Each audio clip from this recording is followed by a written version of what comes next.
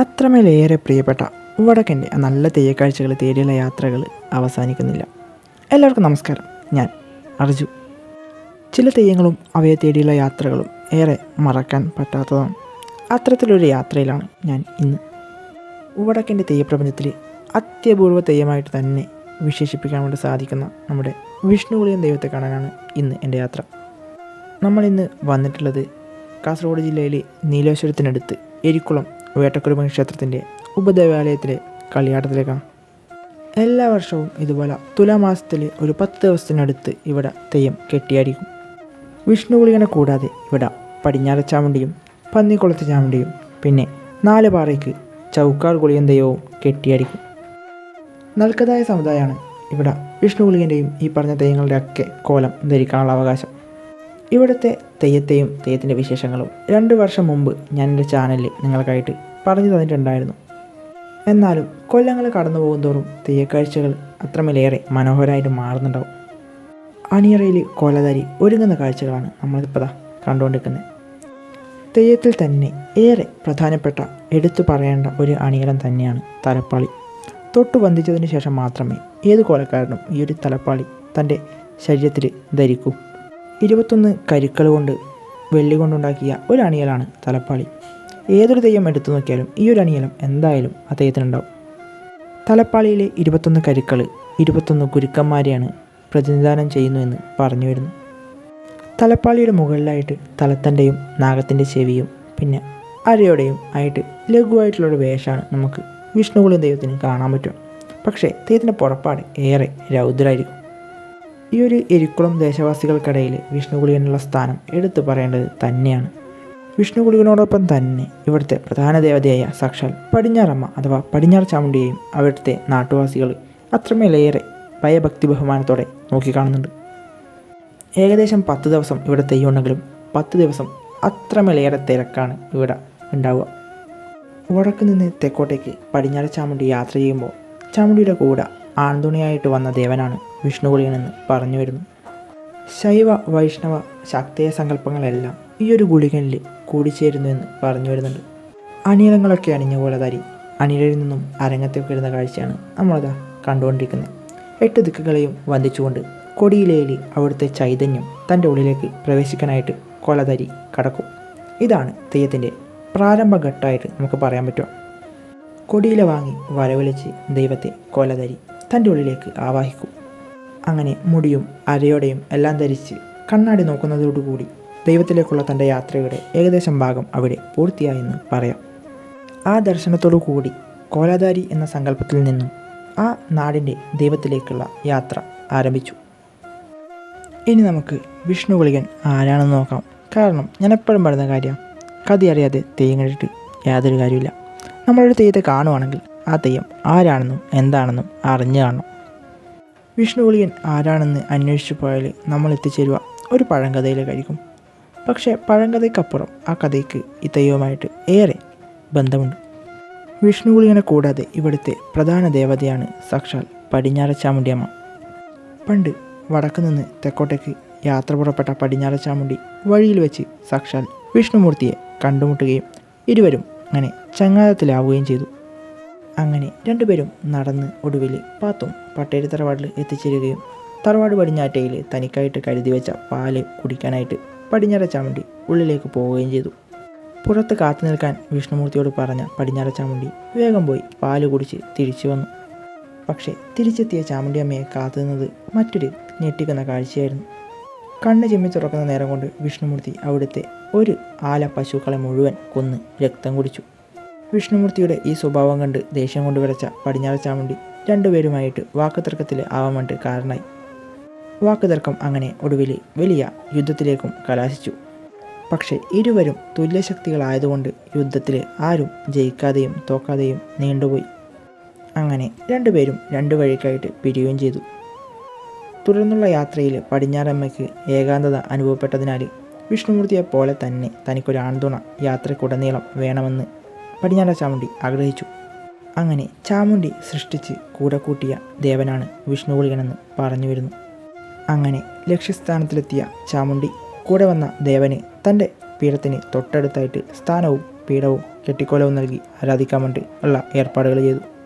അങ്ങനെ ഇന്നും പടിഞ്ഞാറ ചാമുണ്ഡിയുടെ കൂടെ ഇരിക്കുളം ദേശവാസികൾ വിഷ്ണുഗുളികനെയും കെട്ടി ആരാധിച്ചു വരുന്നുവെന്ന് കഥ. ഈ ഒരു തെയ്യത്തെ ആകെ വടക്കൻ്റെ കാവുകളിൽ 2 സ്ഥലങ്ങളിൽ മാത്രമേ കെട്ടിയാടുന്നുള്ളൂ. പുറപ്പാടും കാഴ്ചയിലും ഒക്കെ മാരണഗുളികൻ തെയ്യവുമായിട്ട് ഈ തെയ്യം ഏറെ ബന്ധപ്പെട്ട് കിടക്കുന്നുണ്ട്. തെയ്യത്തെ അറിയുന്ന ഏതൊരാൾക്കും ഗുളികൻ ദൈവത്തെ പറഞ്ഞ് പരിചയപ്പെടുത്തേണ്ട ആവശ്യമുണ്ടെന്ന് ഒരിക്കലും തോന്നില്ല. പേര് കേൾക്കുമ്പോൾ ഏറെ ലളിതമാണെങ്കിലും തെയ്യപ്രപഞ്ചത്തിൽ ഗുളികൻ ഏറെ വിശാലമായിട്ട് പടർന്നു കിടക്കുന്നൊരു വസ്തുതയാണ്. അത് അന്വേഷിച്ച് പോയവർക്ക് മനസ്സിലാവും അതിൻ്റെ വ്യാപ്തിയും അതിൻ്റെ പ്രാധാന്യവും എത്രത്തോളം ഉണ്ടെന്ന്.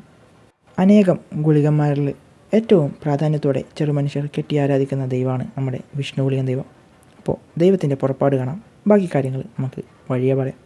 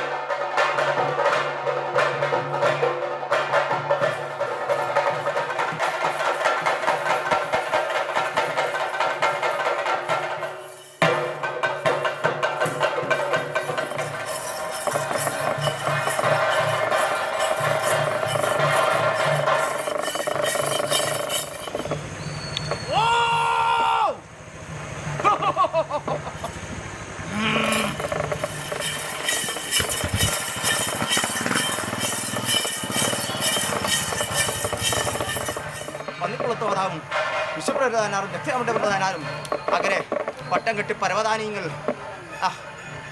ശൈവ വൈഷ്ണവ ശാക്തേയ ചൈതന്യത്തോട് കൂടിയിട്ട് വിളങ്ങുന്നതായ ആ ദേവന്മാർ അവിടെ ഇവിടെ ഉണ്ടെന്ന് വരികയും ഏവരോടും സാക്ഷിയായി മതിച്ചിരിക്കുന്ന അവസ്ഥാന ദൈവം പുറങ്കാലം ചൊല്ലിയിരിക്കുന്ന ഒരു ആന്ധ്രപ്പുഴ വരുന്നല്ലേ എന്താണ് പെരുവിരൽപ്പൊട്ടിൽ അനുഭവിച്ചിരിക്കുന്നതായ അനർത്ഥകാരിയും സുപ്രസാദ്യമായിരിക്കുന്നതായ ദൈവം പുറങ്കാലം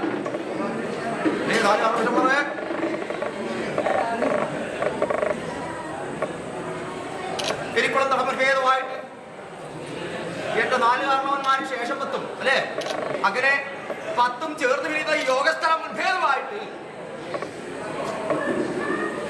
ജ്ഞാനമിരിക്കുന്നതായ ആനമതിപ്പാട് യുദ്ധതാണ്ഡവോ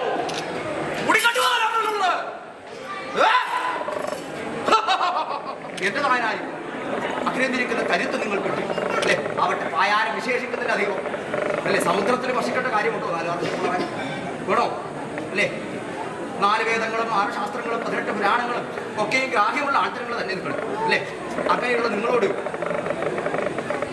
അല്ലേ അനവധി മൊഴികളെ ചൊല്ലിക്കെട്ടേണ്ട കാര്യമുണ്ടോ അല്ലെ കർമ്മത്തിന് വേണ്ടിയിട്ട് ചുരുക്കിക്കണ്ട് വെക്കാൻ മൊഴികൾ അല്ലേ ആവട്ടെ ആയതുകൊണ്ട് എന്നതായിരിക്കുന്ന ഒരു ഗ്രന്ഥമലയെ കിട്ടിയിട്ട് അതൊന്ന് കെട്ടടിച്ച് നോക്കിയിട്ട് അല്ലേ വന്നിരിക്കുന്ന ഭക്തന്മാർക്ക് അവരുടേതായിരിക്കുന്ന ഉള്ള കയ്യിലെ രേഖ നോക്കിയിട്ട് അല്ലെ വീടുന്നിരിക്കുന്ന സൗഖ്യത്തെ പൊഴിക്കാതെ കൊണ്ടാണ് കൊടുക്കാം അന്ന് അന്ന് അന്ന് ഞങ്ങൾ 101 കുളിയന്മാര്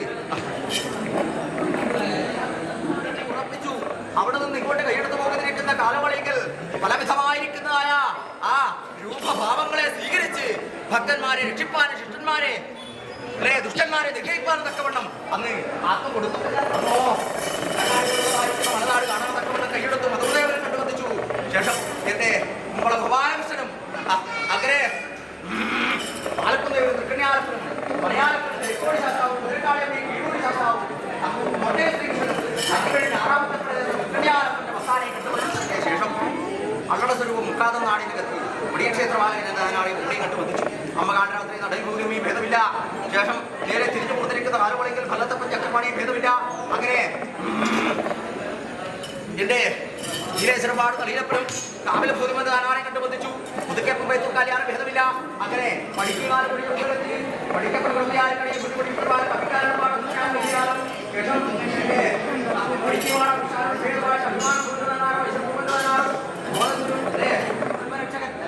സ്വയംഭവമായിട്ട് നിങ്ങൾക്ക് കിട്ടിയിരിക്കുന്നതായ ഒരു ശവന്തക രക്തം തന്നെയല്ലോ അല്ലേ അല്ലേ എന്റെ നായനാരെയും തിരുക്കുള ശാസ്താവും മന്മന ഭൂതന്മാരും അവിടെയും കണ്ടുബന്ധിച്ചു. ശേഷം അഭിമാനപ്രഭുവിന്റെ താനാറും ഐശ്വര്യപ്രഭുവിന്റെ താനാറും അഭിമാനപ്രഭുവിന്റെ താനാറുള്ളതായ മാതാവ് വേട്ടക്കാട് എന്ന താനാറെ കണ്ടുബന്ധിച്ചു. ആയത് ശേഷമായി കിഴക്കേ വീട്ടിൽ താനാറെ അങ്ങനെ എട്ടയാവുന്ന താനാറും പന്നിക്കുളത്ത് മാതാവിന്റെ താനാരും അങ്ങനെ നാടുവാടുന്ന പ്രജാപം എന്ന താനാരും അവിടെയും കണ്ടുബന്ധിച്ച് നാടിൻ്റെതായിരിക്കുന്നതായ ധർമ്മരക്ഷയ്ക്ക് വേണ്ടിയിട്ട് 4 ചതുർക്കടിക്കകത്ത് അല്ലേ വിവിധങ്ങളായിരിക്കുന്ന ഭാവങ്ങളോടും കൂടിയിട്ട് അന്ന് നിലയുറപ്പിച്ചുവല്ലോ. നാട്ടുവേലിയായി കെട്ടിയല്ലോ അല്ലേ ആ വേലി വധിച്ചോ കള്ളക്കാരി ശത്രുവായിരിക്കുന്ന നീചന്മാര് ആ പത്തയൂഹത്തെ വേലി. കാണുന്ന ഏതൊരു തെയ്യക്കാരനെയും എൻ്റെ കൂടെ ആ കാവിലേക്ക് കൂട്ടിക്കൊണ്ടു പോകാനാണ് ഏറ്റവും കൂടുതൽ ഞാൻ എൻ്റെ വീഡിയോയിൽ ശ്രമിക്കുന്നത്. അപ്പോൾ നിങ്ങൾക്ക് ആ പ്രതീതി കിട്ടിയിട്ടുണ്ടെന്ന് തന്നെ ഞാൻ വിചാരിക്കുന്നു. അപ്പോൾ ഇതുപോലത്തെ തെയ്യം വീഡിയോസും വ്ളോഗ്സൊക്കെ കാണണമെങ്കിൽ എൻ്റെ ചാനൽ മറക്കാതെ സബ്സ്ക്രൈബ് ചെയ്യാം. ഇതുപോലെ വടക്കൻ്റെ നല്ലൊരു തെയ്യത്തിൻ്റെ വിശേഷവുമായിട്ട് ഏറെ വൈകാതെ ഞാൻ വരും. അടുത്ത വീഡിയോയിൽ കാണുന്നവരെ എക്സ്പ്ലോർ ദ ജു സൈനിങ് ഓഫ്.